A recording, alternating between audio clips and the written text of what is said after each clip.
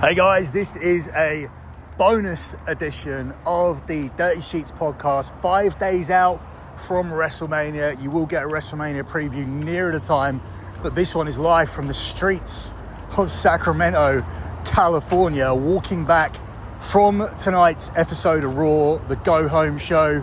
I am joined not by Austin, even though he is to my left, but to my right, returning to this podcast for the first time in fuck knows how long it's been, is Mr. CAV Manning, who drove 2 hours down from wherever he lives to be a part of this show, or to come and watch Raw. I came just for the show, just to do this recording, actually. So, yeah, we're walking from the Golden One Arena and walking back to the Ritz that Billi is in right now. So we decided, why not give a show? Since we just saw Raw, and there's a story behind us even getting tickets for Raw, or Billi getting the tickets for Raw, by yelling at people. And we got first row in the real seats. So apparently you could see us, at least I know for sure, during the Gunther segment. I have an orange hat on. Billi has his Macho Man purple shirt on. So we're diagonal while they're always on Gunther. So you can see us there doing stupid shit and making faces and stuff. But yeah, so it's the Go Home show, and I don't know what really fucking happened? I feel like back in the day, am I misremembering that back in the day before WrestleMania was always like, holy fuck, and get you ready to go? Am I fucking nuts? Or do I not care as much anymore? Well, I always harp back to, Cav's nearly 50. So I'm 49. Right. That's not even a joke anymore. But yeah, Cav's nearly 50, and he genuinely went to WrestleMania 13. And I always go to the Go Home show. WrestleMania 13 is my favorite. Oh, God, yes. Yes, when Brett loses the cage match to Sid, and Brett's opponent is Austin, but Austin's trying to help him. Common sense booking. Austin's helping Brett because he wants the WWE title match. He wants his opponent to win. Brilliant. So he has a WWE title match. And Shawn ruins it. Yes. He wants to be involved so badly. And he's picking up shit, and they're like, Shawn, don't do it. He's picking up the fucking poles from the goddamn cage. And then Brett pretty much turns heel just 6 days out from WrestleMania. So, and that's another thing to adjust to when they keep saying we're 5 days from WrestleMania, and I need to do the calculations in my head because I grew up with it being 6 days out. I always used to say 6 days away, and now it's 5 because of the 2-night thing. But overall, I think tonight sort of encapsulated how people feel about the build. But we actually touched on an interesting point by accident. We weren't trying to be clever. But we've reached a conclusion that the way this company is running at the moment and the type of audience that they're trying to pull in, which is your casual fan with money, so not your obsessive Mark who's saving his pennies to get to WrestleMania and watches religiously. Yeah, and is now priced out. I believe that religious watchers are more so the ones who feel that this build is underwhelming, because they're the ones who watch week to week, and they're the ones who are subjected to this build having momentum temporarily, such as Gunther and Jay had no momentum, then it had it for 2 weeks. Yeah. Then Tiffany and Charlotte accidentally picked up momentum because of real life. Because they really don't seemingly get along. It's been Roman's been in and out, limited appearances from Logan Paul. Cena did 3 weeks of the European tour. Now we've not seen him. I love it's his last fucking hurrah, but he can't be found. But what about Rock? He's on the board of directors and he hasn't turned up since Chamber. That's more egregious than anything else, since a whole storyline was about. It's almost like he's just like, I just need to be involved, and it's useless because they don't pay off anything. It's almost like, as if he needs more ego stroking, but it almost feels like he can come in. I mean, he's a part of the directors, so he doesn't need to do this, but it's like, oh, look at the YouTube numbers when I was around. Look at that appearance that I did. Look at how much interest there was in WrestleMania when I was there, and waiting for them to call him back and say, hey, Rock, we need you. We need a boost.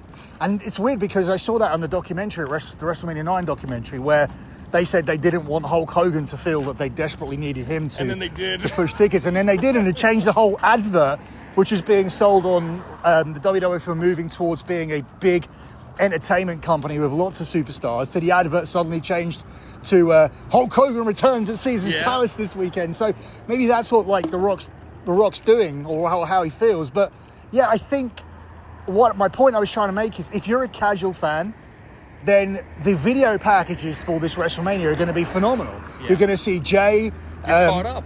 Jay trying to Jay winning the Royal Rumble. Jay's journey where he's failed. You're going to see Gunther beating opponent after opponent. You're then going to see him bloodying up his brother. You're going to see parts of a passionate, good promo from Jay last weekend. And you're going to be ready for the match. Like, you're going to feel Why did I watch for the last couple months? Exactly. It's actually the... Could have just joined in. It's actually the long-term people who will find this the least intriguing, because they've had to go through the lulls. They've had to go through...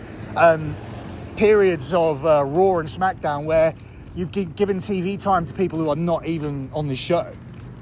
Yeah, I don't know. Like, I'm like, okay, what is the most entertaining match? I mean, I'm for the Jay and Gunther thing because of, like, the bloodbath really sold the shit out of that fucking thing, where it was passion and it was fucking, you know, as a lifelong fan and someone who's watched a 3-hour drive and a 1-hour flight away, I guess, nothing's inspired you to buy even the cheapest ticket. No, and I think it's, I mean, I try to think of why, really, and it's... I mean, he's here today, but I had toys that needed to be delivered. Yeah, I was delivering toys, and I was like, well, it's only 2 hours away. I come say hi for the day, and then Billy ended up with tickets for Raw, so I said, all right, fuck it. But it's like, it's not worth it to me to go travel, because I hate to travel in the first place. So it's not worth it to me to go. If it was Levi's again, I'm there. It's backyard. That's fine. But and originally I was like, oh, we'll go to Vegas, this and that. And then also life gets in the way. You're older, got shit to do. I got 2 weddings I got to go to this year to fly to. I'm trying to get a house, shit like that. Where it's like, well, why would I fucking... And he's genuinely different to me in that sense, because I tell him about travel stories and going to this place and that place, and he just shakes his head like it's a fucking chore. Like, he wouldn't even... Like, he would see it as work to travel. I can't even imagine what you have to fucking travel. We're going into the van. Yeah, we can go in. We're just here and stand here. It's... You fucking going from fucking England, you're out of your fucking mind.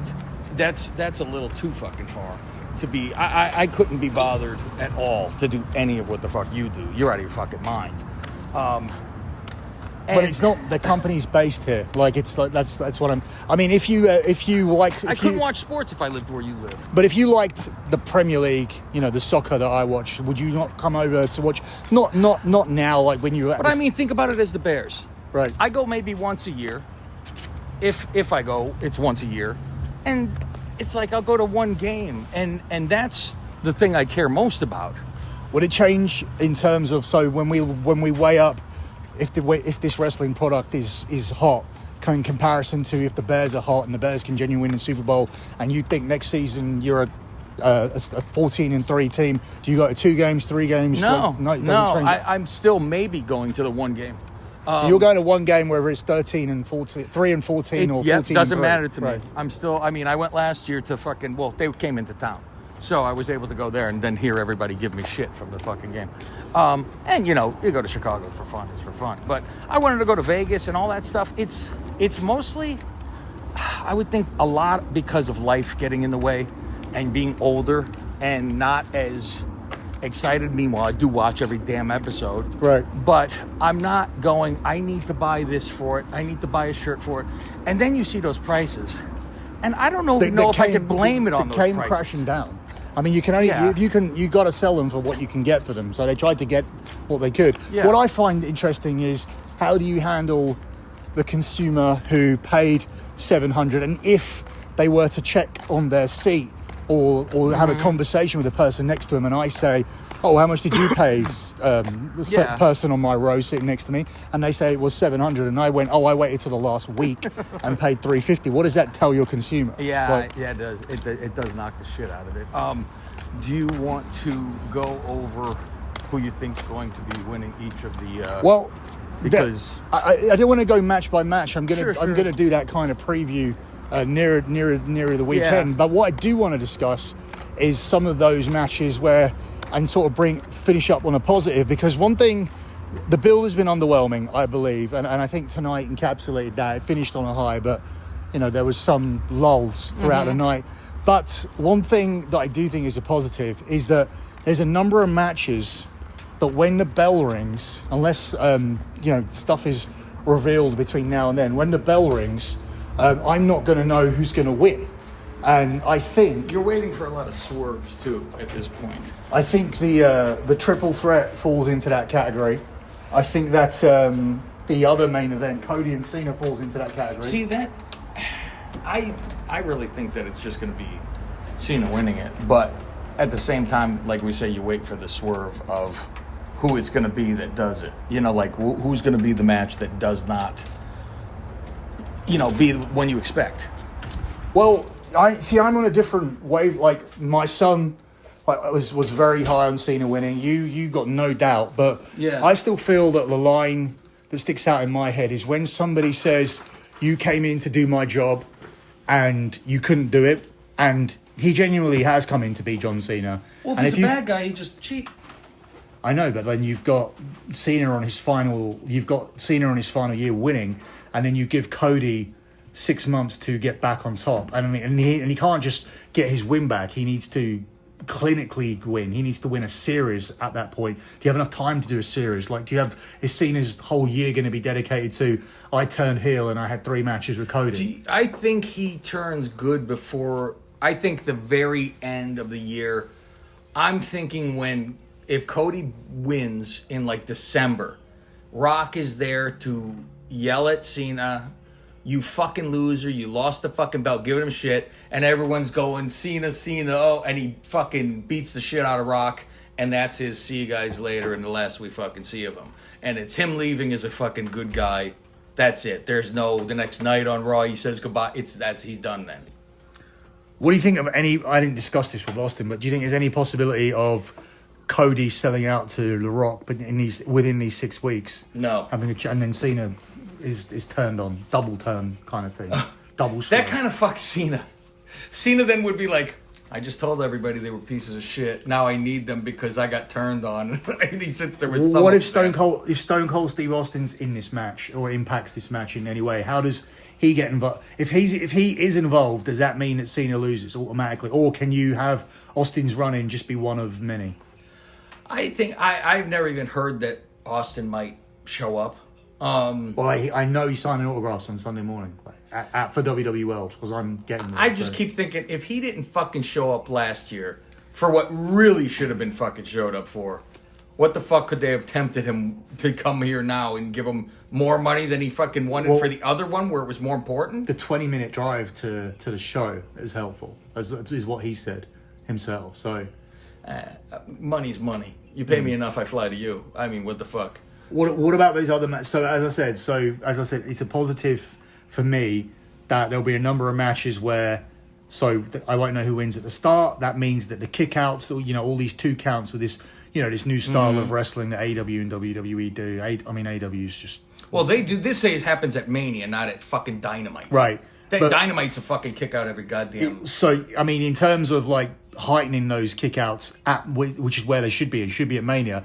I think they've done a good job of me not knowing who wins any of the women's matches, not knowing who wins any of the main events, not knowing who loses the Intercontinental Champion. There are a number. Normally, you're going to get maybe 2 or 3, and I believe on this pay-per-view there's 6 or 7 where I don't know. I'm going when I go to the title matches. I say Cena wins the title. I think Io keeps the title. I think Jay wins the title. What else is there? I don't care about the tag belts. New Day could win it because they seem to need fucking help with stuff. I'm shocked that the War Raiders are even taken serious anymore. Braun Breaker. Oh, I think Dom wins that. Jacob Fatu. I think Fatu wins that, and I think Tiffany keeps her belt. I think the whole time Tiffany was keeping the belt, but now I think they could even do it stronger by saying pay your fucking medicine to Charlotte because she's the cause of all this bullshit. So you still have, in a Triple H run era, which is not consistent with Triple H run era, 5 champions win, 5 new champions in what I believe is 7 title matches. There's 7? Yeah, 2 women's, 2 men's, Intercontinental, 2 tags. And US, sorry, so what have I missed? So the only people who keep the belt... Liv and Raquel, for sure. You've got Io. And Io. So you got 6 title changes. And everybody else could change their shit. I mean, it was only Vince's thing that was Tiffany never, as well. And Tiffany. Yeah, so there's your 3. 3 keep, 5 change. Yeah, that's fine. But fine. It's fine. It's not Triple H-esque though. It's not Triple. It's not. Triple H-esque more to me is twists and storylines. He seems to have long fucking storylines that actually fucking come about and make a sense of some sort. Vince just forgets that fucking he ever had a storyline. I still go back to him standing in the ring with the family going, we're going to listen to you guys and make it better. And it was still shit the next week. And if you look at conventional like booking rules, such as, you know, what Russo and those guys say, if you touch the title, you don't get to win it or anything like that. Also, when you look at go-home shows and you look and build-ups and you look at the person who dominates the build not winning or last man standing doesn't win, me, you, and Austin all felt that Seth Rollins would win because the other 2 would just be some more of the same. Yeah. But Rollins left everybody laying today. Logan Paul has left AJ Styles laying twice. Left AJ laying twice. Logan's a significant favorite for his match. Yeah. That's the problem. He needs to win. I don't think he will. But so does AJ. AJ don't have any fucking wins either. He goes away forever, come back, and like... So you don't think Logan will win because he left him laying twice? I don't think that has anything to do with it, really. I just didn't think he was going to win anyway. But at the same time, he needs to start getting fucking wins. Yeah. That's the problem. But I'm like, do you do that at AJ's expense? That's a real fucking rough one because AJ's like the wrestler... And it's like, is that an insult to have him fucking lose to him? But eventually, Logan's got to fucking start beating real fucking people. Has Logan wrestled since he lost at SummerSlam, other than the Royal Rumble? Elimination Chamber, and that's it. So he did. He came runner up there, or no? He can't. No, I mean, fourth. Yeah, he was like out second. Sorry, I meant the Royal Rumble. He was 3rd at the Royal Rumble, wasn't he? Oh yeah. 3rd at the Royal Rumble, and he was out 2nd or 3rd. He was out 3rd after McIntyre and Priest. That's right, yeah. So, yeah, I mean, they're okay showings, but I think he needs a win. But as I said, like, rule of wrestling, he left AJ Styles laying on 2 occasions with that new finisher as well that he has. And then, more significantly, Rollins left everybody laying. So does that change anyone's thinking, like, with that one? The Rollins one, I think that's more of, I don't know if you want to say a swerve, because you go, oh, he was... standing last, so he won't win. But then he does. And we all think at the same time that Paul's going to be with him. And I don't want that. I fucking really don't want that. You don't want Paul to be with who? With Seth. Right, okay. I don't fucking want that to be. So what do you want then? Like, I mean, I root for Punk to fucking win the match. Part of me still thinks, like, humans are humans, and Triple H still be like, yeah, I'll give you the main event, but you ain't fucking winning it. Is it an underwhelming end to Mania if Heyman finds a way to show his loyalty to Roman Reigns at the end? It looks like Roman's a fucking bad guy again, like all the time. He's very bad guy stuff. He's the middle guy in this. Seth's moving more towards, but I think it also to me it feels like Seth has been teasing a heel turn, and you kind of need to. Seth to me feels like Brett at 13. Where the crowd are kind of turning on him, and what he's kind of saying things, but he's right. But you know, and he's got to get rid of the music if he's going to be a bad guy too. Oh yeah, he's got to get rid of the dancing as well. All of it. I mean, the outfits are bad. He goes, "Oh, I'm myself now." I go, "What does that mean?" Right. Yeah. Fuck. We're 20 minutes in. Anyone want to add anything? Austin's not even contributing. So, I mean, I'm so on Mania. But I get very excited because it's Mania still, and no matter what, it's Mania. Do you think there's any kind of hangover from the expectations that was set last year and the build that we got last year? And do you feel there's any... It's impossible to fulfill that. So if you eliminate like 40 and you go to build 38, build 39, builds for those normal manias, then do you give more forgiveness to this? Is this a victim? Yeah. Is this a victim of last year? Or I think it is a victim of last year. Last year was so I mean, it was 2 years fucking in making with that. And that ending is, like I say, it's probably the best Mania quote-unquote match ever if you want to have all that other stuff involved. Not just match. But all that happened was fucking unbelievable. I mean, if you swap Austin and Taker out, like, it can't be beat. Like, we might as well... Yeah, it should have been fucking Austin. We might as well stop watching. Yeah, I mean, if Austin comes out there, you might as well... I'm so sick that... That would be the final episode of the final season of wrestling. Yeah, if Austin had come out. Everybody stops and they're fucking done. They go, well, we've seen it all. That's the fucking end of it. Everyone crescendoed and fucking done. And then Vince died during the show, and then they ring 10 bells, and the final Monday Night Raw's a tribute show to Vince McMahon, and they close it down. Yeah. And then they find out he molested all these people afterwards, and they go, erase that. Will say his name ever again. Well, they're not saying it anyway. And then there's a thing this week where Cody said the Brock thing on SmackDown, and people started to think that Brock was involved again, and then they edit him out of. They did a documentary about Roman Reigns' WrestleMania history, and Brock Lesnar wasn't in it. Oh, Jesus! I didn't even know that. Yeah, so they Roman's best WrestleMania moments, and he's wrestled Lesnar 3 times, and Lesnar's not in a documentary. So I think it's a documentary, but I saw something to that effect. Yeah, I think we said everything we want to say. At some point. I just expected a lot more on a go-home show, really. I don't know if I expected maybe surprises, or I'm like, maybe Rock shows up. Or I was hoping for Cena. That's never going to fucking happen. Shit like that. But when Rock shows up, it's not going to be obviously announced. So it would have been, holy fuck, look who came out. But also, that has nothing to do with the storyline. It's SmackDown's storyline.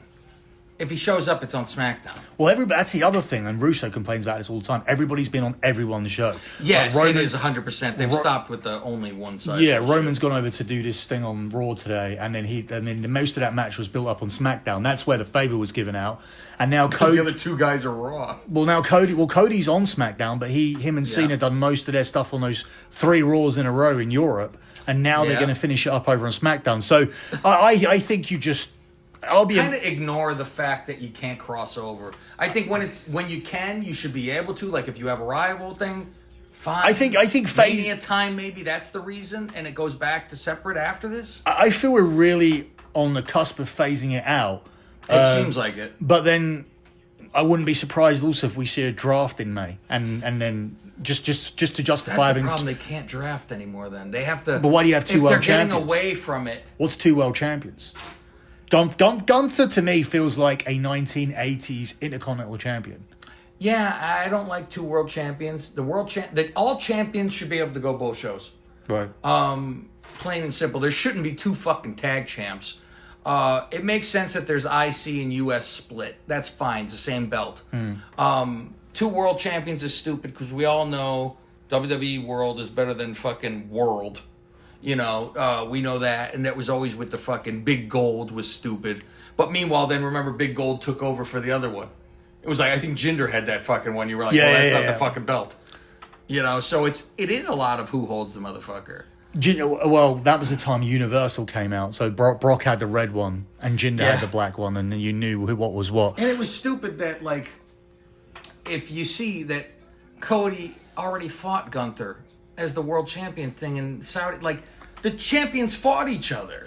They fought each other. Who fucking won? Exactly. Should have joined the belt right then. Well, me and him were at that show, and we thought it would be a level up moment where you could have said, okay, we still know Cody's belt is better, but Gunther will always say he beat him. And it could have just been because at the time you were trying to introduce a Kevin Owens feud. So Owens was on the show. You could have done some interference and you could have got a way out. Gunther would have had the bragging rights. Weird. They got rings only to wear them, walk to the museum, and put them in the fucking case to say this was my championship ring that I won for that win of a match. Yeah, and then they'll get them back and out. And Cody couldn't get it off his fucking finger. We're going to finish up on that note. Nearer the weekend, I'm going to do a more up-to-date WrestleMania preview and look at the betting odds as well. There's a betting preview over on the Sports Gambling Podcast Network already, and telling you where you can bet WWE, which is mybookie.ag. I'm going to try and touch base with CAV at some point in the next 2 weeks to talk for 15, 20 minutes about a WrestleMania 9 documentary he told me to watch. I'll see you in September when football season starts. Yeah.